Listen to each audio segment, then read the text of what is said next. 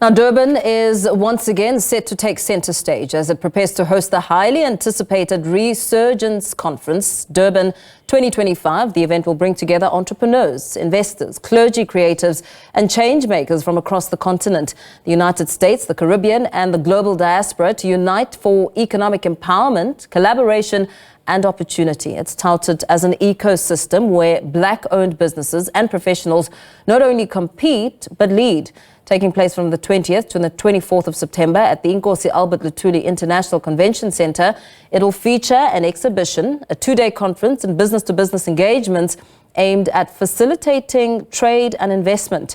U.S. convener Reverend Dillon describes ReSURGEnce as more than a conference, but as a movement with practical solutions. He joins us now for more. A very good evening to you, Reverend Dillon. Thank you so much for joining us. For those who may not be familiar, perhaps give us a sense of what the ReSURGEnce Conference is and what inspired its creation.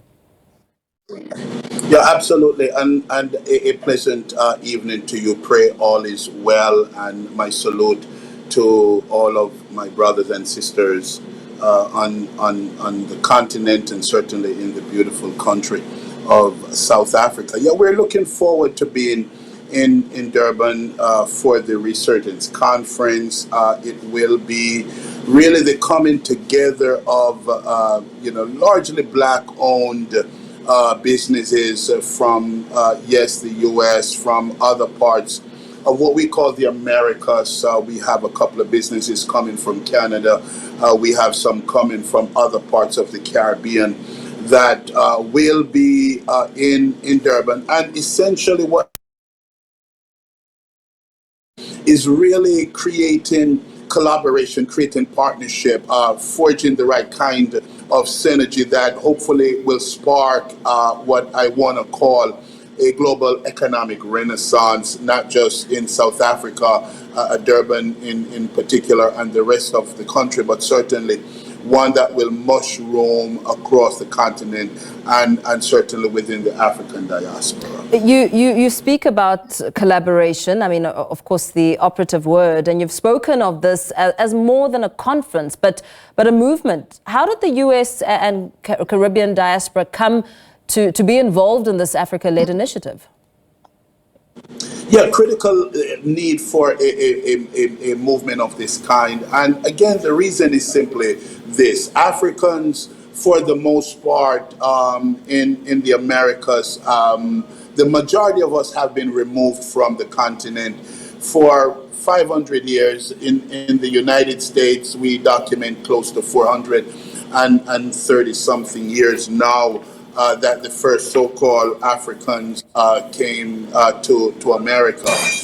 We've been here. We have very little connection with the continent as it relates to family and relational connection. So what we purpose to do is to really begin to create ties, create collaborations. A lot of the rest of the world are doing business, be that the Koreans, because again, the Koreans in America have relationships with Korea. So would be the Italians, so would be the Indians and most others. But unfortunately, most what we call the historic diaspora, Blacks in America who've been here historically over these 400 and something years during coming out of the enslavement of the Africans. We have no relations or relationships. And so our commitment is to forge what I'm calling contemporary relationships, now relationships, partnerships, exchanges that will certainly fuel more collaboration, more partnerships, more African products coming to the Americas, more Africans in America, meeting manufacturers and partners on the continent where we can carry their products, sell their products, get them on more store shelves in America.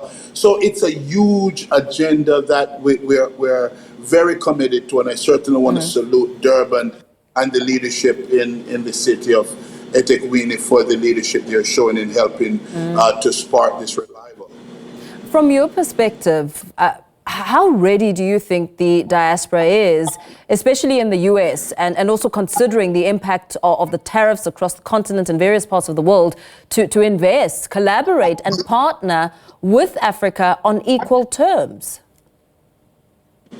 Yeah, I think we're very ready. I think there are pockets of readiness.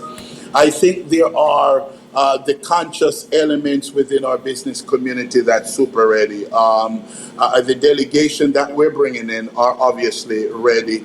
We're excited about those who are a part of this trip. We have people like the New York Times best-selling author George Fraser, who penned one of the first books that went New York Times best-selling list years ago, called Success Runs in Our Race.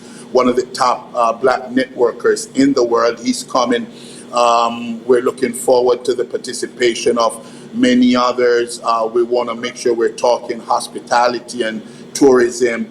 We're talking manufacturing and how do we maybe work with more local farmers, manufacturers on the ground. Our commitment is we really got to get more African products on the shelves, particularly in black community. I mean, the black buying power in America is alone is almost a 1.5 time, I think 2.5 times, I'm thinking about it, that of South Africa.